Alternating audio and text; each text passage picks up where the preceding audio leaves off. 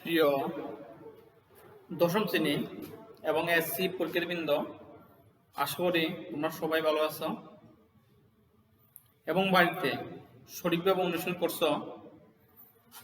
কারণ পরীক্ষায় ভালো করতে হলে অবশ্যই বাড়িতে পড়াশোনা করতে হবে। স্কুল বন্ধ এই কথা চিন্তা না করে তো বাড়িতে সঠিকভাবে পড়াশোনা করো। আজ আমি দশম শ্রেণী এবং এসসি পরীক্ষার্থীদের জন্য নবম ও দশম শ্রেণীর রসায়ন বিষয়ে তৃতীয় অধ্যায়ের পর্যায় সারণী অধ্যায়ের কিছু গুরুত্বপূর্ণ টপিকস নিয়ে আলোচনা করব। এগুলো হচ্ছে কি? ধাতুর ধর্ম, পদার্থ ধর্ম, পারমাণবিক আকার এবং পারমাণবিক ব্যাসার্ধ। পারমাণবিক আকার বা পারমাণবিক ব্যাসার্ধ এগুলো নিয়ে আলোচনা করব। তোমরা মনোযোগ সহকারে ক্লাসটি করবে, তাহলে উপকৃত হতে পারবে। এগুলো আগে আমরা ক্লাসে শেষ করে আইছি, যেহেতু তোমাদের সিলেবাস এখন আবার আছে, তার জন্য আবার ক্লাসগুলো আমরা করতেছি। তোমরা সঠিক অনুশীলন করো, তাহলে তোমরা সফল হবে আশা করি। তো প্রথম আমি ধাতুর ধর্ম নিয়ে আলোচনা করব। ধাতুর ধর্ম, প্রথম তোমরা ধাতু কাগুলো জানো, নিশ্চয় জানো। ধাতু জানতে হবে। ধাতু জানতে হলে যেমন যে সকল মূল চকচকে, ঠিক আছে, আঘাতগুলি দ্বন্দ্ব শব্দ হয়, চকচক আঘাতগুলি দ্বন্দ্ব শব্দ হয়, বিদ্যুৎ সুপরিবাহী, তাদেরকে আমরা কি বলি? ধাতু বলে। আবার আধুনিক সংজ্ঞা অনুসারে যে সকল মূল ইলেকট্রন ত্যাগ করে তাদেরকে আমরা কি বলি? ধাতু বলে। যে সকল মূল ইলেকট্রন ত্যাগ করে তাদের কি বলে? আমরা ধাতু বলে। তো আমরা ধাতু যুক্ত প্রথম কি শিখবো? আমরা ধাতু কাক বলে। তো ধাতু কাক যেসব মূল চকচকে আঘাত দ্বন্দ্ব শব্দ হয়, বিদ্যুৎ সুপরিবাহী, তাদের কি আমরা কি বলি? ধাতু বলে। এবং বর্তমানে সংজ্ঞা অনুসারে যে সময় ইলেকট্রন ত্যাগ করতে পারে তাদেরকে আমরা কি? ইলেকট্রন ত্যাগ করতে পারে, যে সময় ইলেকট্রন ত্যাগ করে তাদের আমরা ধাতু বলে। তো ধাতুর ধর্ম, ধাতু আলোচনা করতে হলে অর্থাৎ যে সকল মূল আমরা কার ধাতু বেশি কার কম এগুলো আমরা নির্ণয় করতে হবে। নির্ণয় করতে আগে ধাতুর সংখ্যাটা দিব, ঠিক আছে? ধাতু ধর্ম, যেমন এখানে ধাতু ধর্ম, কাদের ধাতু ধর্ম হবে, যেগুলো ইলেকট্রন ত্যাগ করে তাদের ধাতু ধর্ম হবে, কারো বেশি হতে পারে এবং কারো কম হতে পারে, এগুলো নিয়ে আলোচনা করব। যেমন ধাতুর ধর্ম, যে সকল মূল যত সহজে ইলেকট্রন ত্যাগ করতে পারে, যে সকল মূল যত সহজে ইলেকট্রন ত্যাগ করতে পারে তার ধাতুর ধর্ম বেশি। যে সকল মূল সহজে ইলেকট্রন ত্যাগ করতে পারে তার ধাতুর ধর্ম বেশি। সাধারণ পজিশন বাম থেকে ডাইনে গেলে পজিশন যেমন পর্যায় সারণী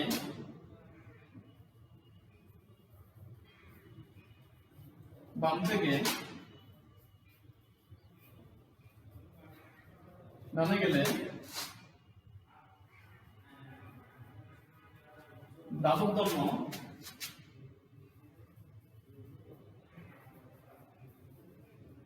হ্রাস পায়। আমি কি লিখছি এখানে? পজিশন বাম থেকে ডানে গেলে ধাতুর ধর্ম কি? হ্রাস পায়। যেমন চিন্তা করো, লিথিয়াম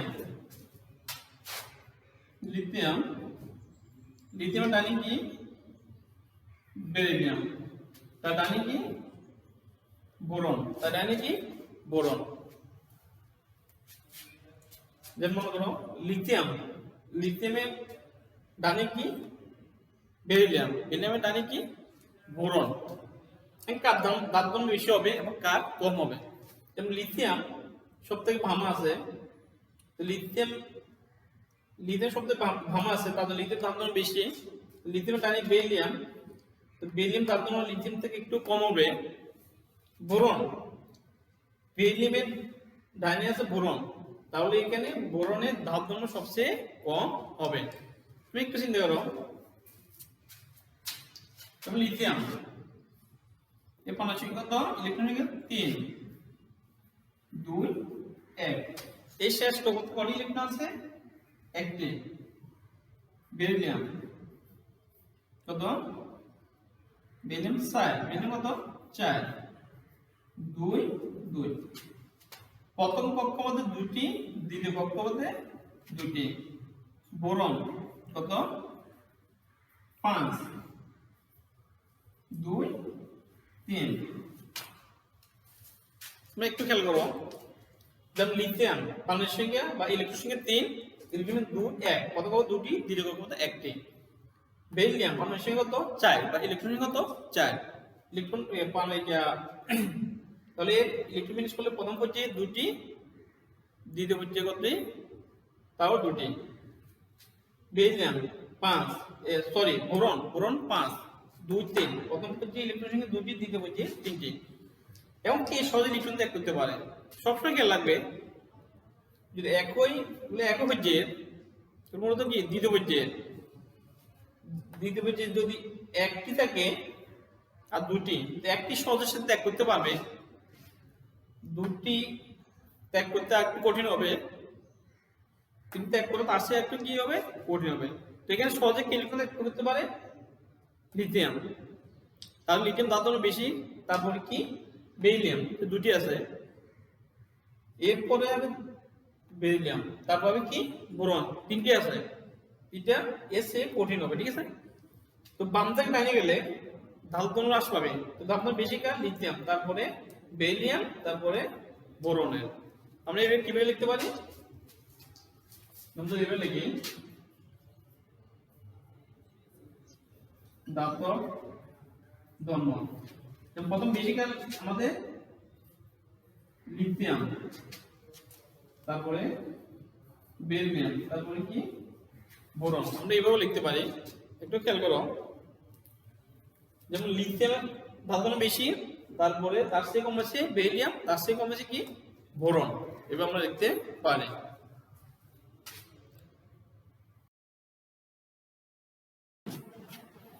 এরপর আমরা মূলে অধাতব ধর্ম নিয়ে আলোচনা করব। অধাতব ধর্ম কি?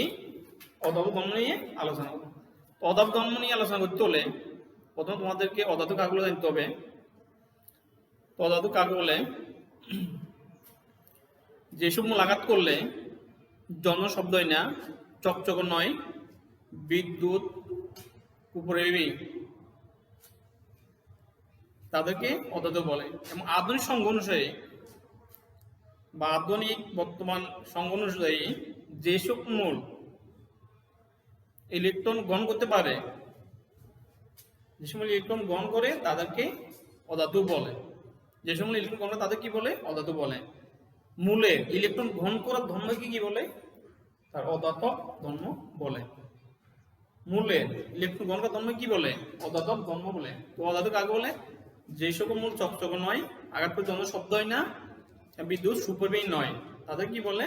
অধাতু বলে।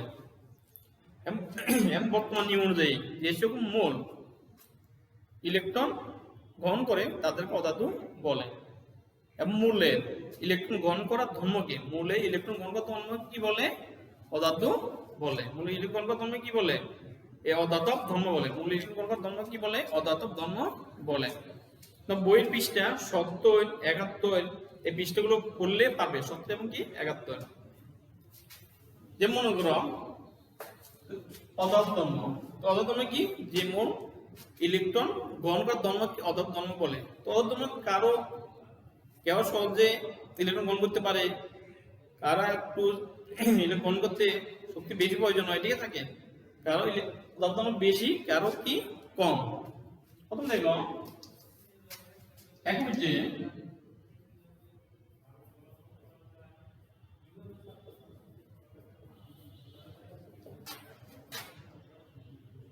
বাম থেকে ডানে গেলে মূলে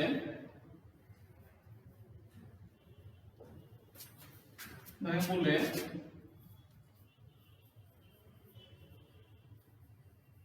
ধর্ম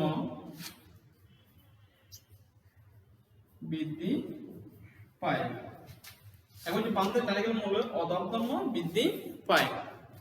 ধাতু বেলা ছিল তার উল্টোটা, ধাতু বেলা ছিল এখন যে বাম থেকে ডানে গেলে মৌলের ধাতু হ্রাস পায়, আর অধাতু বেলা এখন বাম থেকে ডানে গেলে মৌলের অধর্ম বৃদ্ধি পায়, অধর্ম বৃদ্ধি পায়। যেমন ধরে নাও অক্সিজেন একটি অধাতু, ফ্লোরিন একটা অধাতু। অক্সিজেন কত আমাদের পানির সংখ্যা 8 আর ফ্লোরিন কত 9, দুইটা কি অধাতু, দুইটা অধাতু। যদি আমরা ইলেকট্রন বিন্যাস করি 1s2 2s2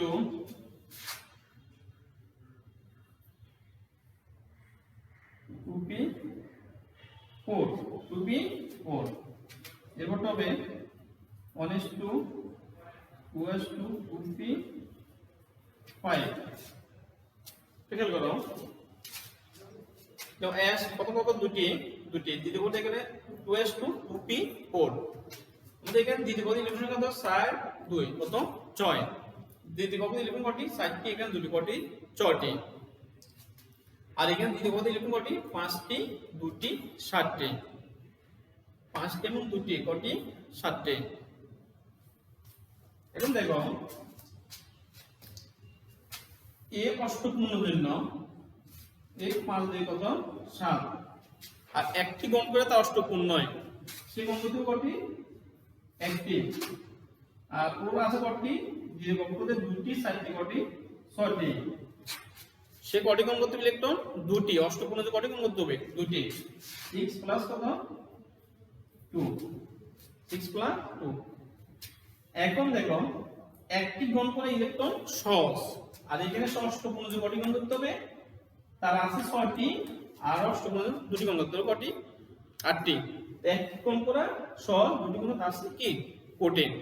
তার জন্য আমাদের ফ্লোরিনের ধাতুধর্ম বেশি, কার ধাতুধর্ম বেশি ফ্লোরিন, এবং অক্সিজেন ধাতুধর্ম তার চেয়ে কি কম। কারণ অক্সিজেনের ডানে কি ফ্লোরিন, অক্সিজেন ডানে কি ফ্লোরিন। অ্যাকচুয়ালি বন্ধ করতে অবশ্য দুটি গুণ করতে বন্ধ করার কাছে একটু কঠিন।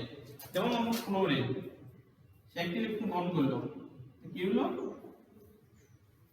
F মাইনাস, তারপর অক্সিজেন সে কটা বন্ধ করতে দেব 2টি, কি অক্সিজেন 2 মাইনাস, অক্সিজেন 2 মাইনাস। একটি গঙ্গা যত সহজ আর দুটি গঙ্গা আরেকটু কি কঠিন। তাহলে আমরা এখানে কার ধাতুধর্ম বেশি ক্লোরিন, ক্লোরিন কারণ এক ইলেকট্রন গ্রহণ করে। যেমন একটি গ্রহণ করা সহজ, দুটি গ্রহণ তার চেয়ে কঠিন, তিনটি গ্রহণ করা তার চেয়ে একটু কঠিন হবে, মানে তার ধাতুধর্ম কি হ্রাস পাবে। কিন্তু ধাতুধর্ম কার বেশি, ধাতুধর্ম ক্লোরিন বেশি। আমরা কি লিখতে পারি ক্লোরিন তারপর কি অক্সিজেন, এখানে অধাতুধর্ম কার বেশি ক্লোরিন, আর তার চেয়ে কম হচ্ছে কি অক্সিজেন। সবসময় লাগবে যে যত সহজ ইলেকট্রন গ্রহণ করতে পারে তার অধাতুধর্ম বেশি।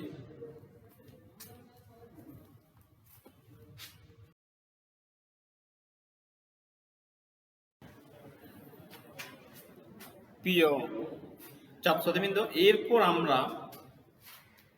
মূলের পারমাণবিক আকার ও ব্যাসার্ধ নিয়ে আলোচনা করব। এটা তোমাদের জন্য খুব গুরুত্বপূর্ণ। এই ধরনের টপিকসগুলা প্রশ্ন আসে, এইসব পানি ব্যাসার্ধ মূলের তোলা করো, এগুলো পরীক্ষায় আসে। তো তোমরা মনোযোগ সহকারে ক্লাসটি করবে আশা করি। পারমাণবিক ব্যাসার্ধ আকার বা পারমাণবিক ব্যাসার্ধ একটু দেখে নাও।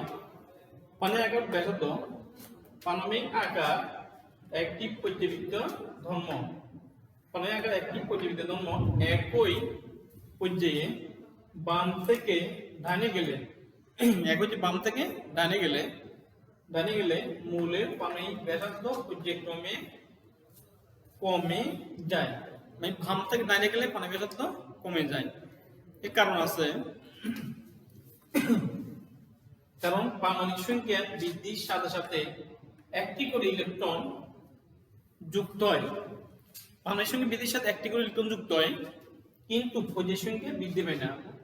পর্যায় সংখ্যা বৃদ্ধি পায় না, মানে শক্তি স্তর বৃদ্ধি পায় না, শক্তি স্তর বৃদ্ধি পায় না। পজিশনে বৃদ্ধি পায় না, ফলে ইলেকট্রনগুলোর শক্তি স্তর নিউক্লিয়াসের কাছে চলে আসে, ফলে পানির আকার বা ব্যাসার্ধ ছোট হয়। তো আমরা কি শিখলাম এখানে? একই যে বাম থেকে ডাইনে গেলে মূলত পারমাণবিক সংখ্যা বা ইলেকট্রন সংখ্যা বাড়ে, কিন্তু কি বাড়ে না? পর্যায় সংখ্যা বা শক্তি স্তর বৃদ্ধি পায় না, ফলে মূলগুলো ব্যাসার্ধ পর্যায়ক্রমে কমে যাবে। বাম থেকে ডাইনে গেলে মনে করো সোডিয়াম পারমাণবিক সংখ্যা 11, সোডিয়ামের ডাইনে আছে ম্যাগনেসিয়াম, সোডিয়ামের ডাইনে কি? ম্যাগনেসিয়াম। সোডিয়াম 11, 2 8 1, 2 8 1। যেমন এর প্রথম কক্ষপথে কয়টি হবে? প্রথম কক্ষপথে দুটি ইলেকট্রন, কয়টি হবে? দুটি ইলেকট্রন হবে, দুটি। দ্বিতীয় কত কয়টি? 8টি। একটি, দুটি, তিনটি, চারটি, পাঁচটি, ছয়টি, সাতটি, সরি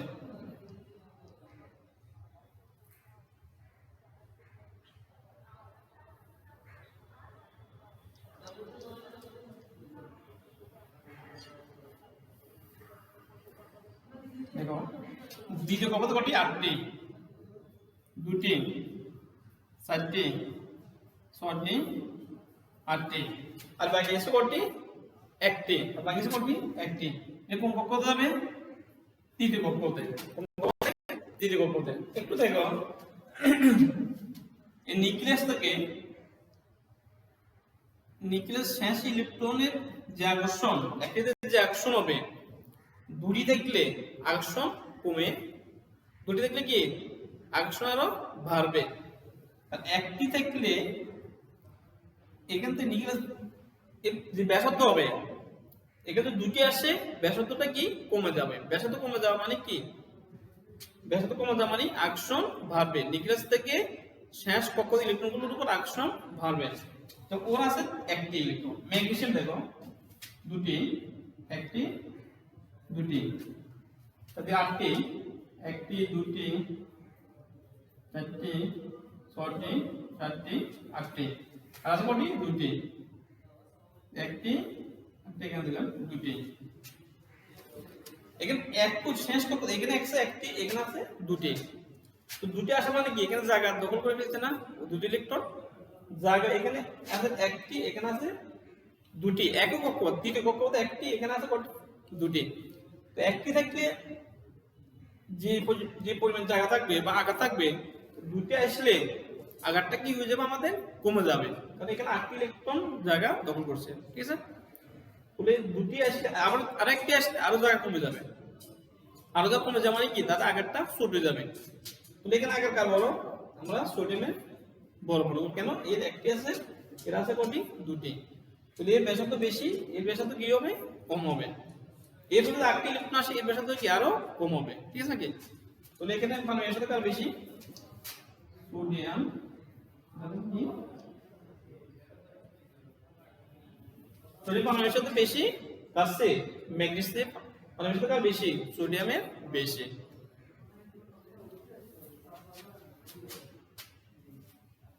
এরপরে একটা জিনিস, একক গ্রুপে উপর থেকে নিচের দিকে গেলে, পারমাণবিক সংখ্যা বাড়ে, পর্যায় সংখ্যা বাড়ে। একক উপর থেকে নিচের দিকে গেলে কি? পারমাণবিক সংখ্যা বাড়ে, পর্যায় সংখ্যা বাড়ে। তো গ্রুপও বাড়ে, ইলেকট্রনও বাড়ে। আমরা দেখো, পর্যায় সংখ্যা বাড়ে এবং ইলেকট্রন সংখ্যা বাড়ে, তাহলে ব্যাসার্ধ কি? পর্যায় সংখ্যা বাড়লে ব্যাসার্ধ বৃদ্ধি পায়, ব্যাসার্ধ বৃদ্ধি পেলে ব্যাসার্ধ বৃদ্ধি পেলে কি? ব্যাসার্ধ বৃদ্ধি পেলে পারমাণবিক আকারও বৃদ্ধি পাবে। এক কথা, আমাদের একক গ্রুপে উপর থেকে নিচ দিকে গেলে,